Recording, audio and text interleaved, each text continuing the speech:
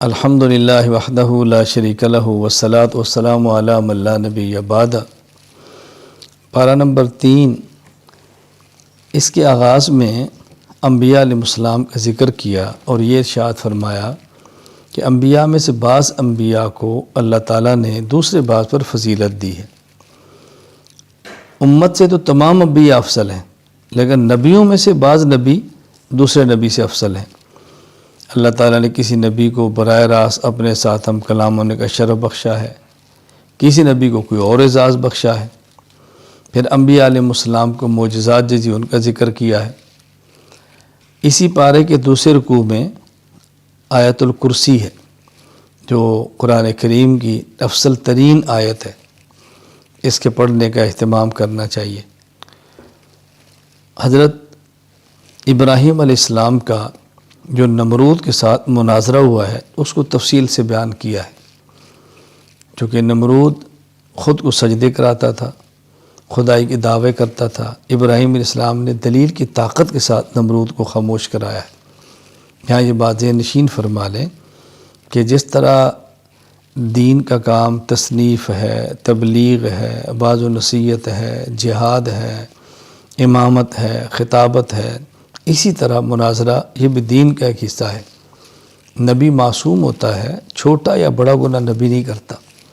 اگر یہ گناہ ہوتا ابراہیم علیہ السلام کبھی بھی یہ نہ کرتے۔ ابراہیم علیہ السلام کے مناظرے کا اللہ تعالیٰ نے تفصیل سے بیان فرمایا ہے۔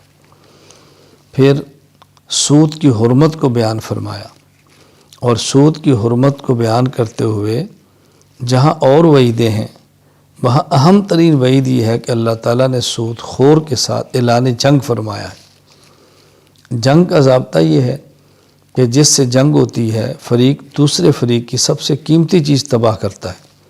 اللہ تعالیٰ کے یہاں سب سے قیمتی چیز ایمان ہے۔ سود خور جب سود کو حلال سمجھتا ہے، ایمان ختم ہو جاتا ہے۔ حرام سمجھ کے کھاتا ہے اور اس پر مداومت کرتا ہے، توبہ نہیں کرتا، تو خدشہ ہوتا ہے کہ ایمان ختم نہ ہو جائے۔ سود سے بچنا بے حد ضروری ہے۔ سود کا 1 روپیہ اپنی ماں سے 70 مرتبہ بدفعلی کرنے سے بڑا جرم ہے۔ 1 روپیہ کھانا۔ اللہ تعالیٰ ہم سب کی حفاظت فرمائے۔ سورۃ البقرہ کے آخر میں ایک دعا کا ذکر ہے جو ہمیں مانگنی چاہیے۔ ربنا لا تؤاخذنا ان نسینا او اخطأنا ربنا ولا تحمل علینا اصرا کما حملته علی الذین من قبلنا ربنا ولا تحملنا ما لا طاقت لنا به واعف عنا واغفر لنا وارحمنا انت مولانا فانصرنا علی القوم الکافرین۔ سورہ آل عمران۔ آل اولاد کو کہتے ہیں، عمران ایک شخص کا نام ہے، تو آل عمران کا معنی اولاد عمران۔ اس صورت میں چونکہ اولاد عمران کا تفصیل سے ذکر فرمایا ہے، اس لیے سورت کا نام سورہ آل عمران ہے۔ آغاز اس کا ہو رہا ہے اس بات سے کہ حضور اکرم صلی اللہ علیہ وسلم کے پاس نجران کے عیسائی ایک 60 افراد پر مشتمل وفد لے کر آئے۔ انہوں نے رسول اکرم صلی اللہ علیہ وسلم سے مکالمہ کیا، بحث کی۔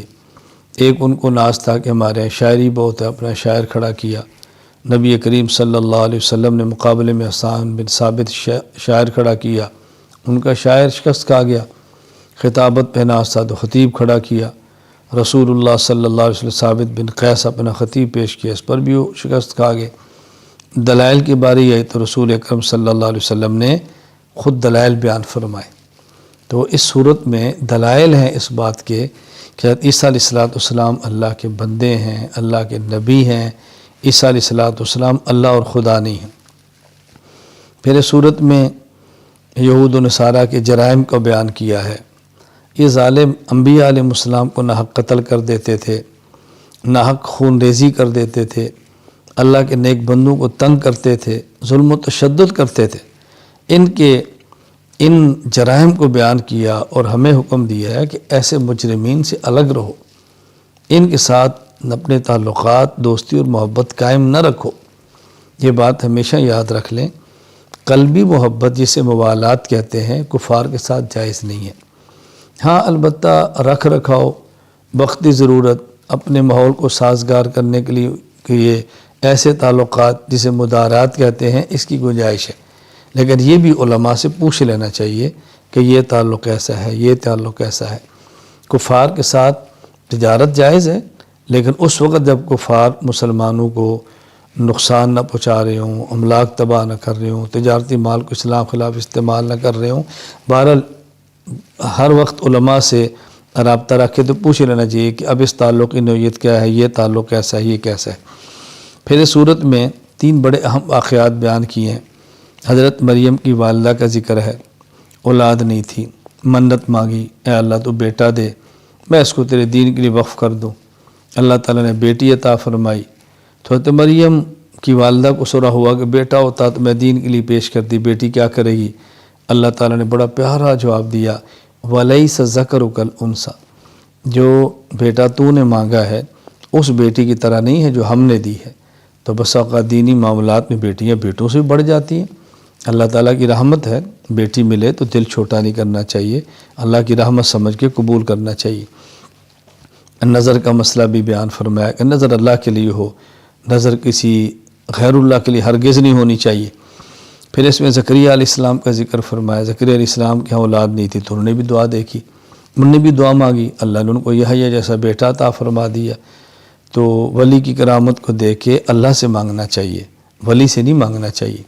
ولی کی کرامت کو دیکھ کر ولی سے مانگنا یہ عیسائیت ہے، ولی کی کرامت کو دیکھ کر ولی کے خدا سے مانگنا یہ اسلام ہے۔ پھر حضرت عیسیٰ علیہ السلام کی پیدائش کو بیان فرمایا، کلمہ کن سے پیدا ہوئے، بغیر ظاہری اسباب کے پیدا ہوئے، تو یہ 3 واقعات بیان فرمائے۔ آخر میں یہود کا ایک نظریہ تھا، اس کا رد کیا ہے۔ یہود کا نظریہ کیا تھا کہ عیسیٰ علیہ السلام کو سولی پر چڑھا دیا گیا ہے، قتل کر دیا گیا ہے۔ اللہ تعالیٰ نے بات سمجھائی ہے کہ نہیں، حضرت عیسیٰ علیہ السلام کو پہلے اللہ نے فرمایا انی متوفی کا، کہ موت میں دوں گا، تسلی دی ہے۔ اس کے بعد فرمایا وہ رافعوں کا، میں تمہیں آسمان پہ اٹھا لوں گا۔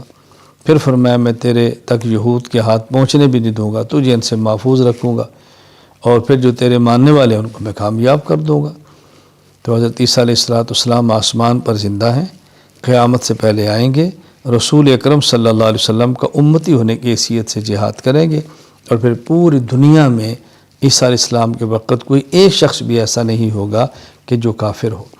اللہ تعالی ہم سب کو ایمان کی نعمت عطا فرمائے، زندگی میں عیسیٰ علیہ السلام کو دیکھ لیں تو اس کا سپاہی بنیں، ان کے ساتھ معاون بنیں، اور نہ ہو تو ابھی سے نیت کر لیں کہ ہماری زندگی میں آگے تو ہم انشاءاللہ ان کا ساتھ دیں گے۔ وآخر دعوانا ان الحمد للہ رب العالمین۔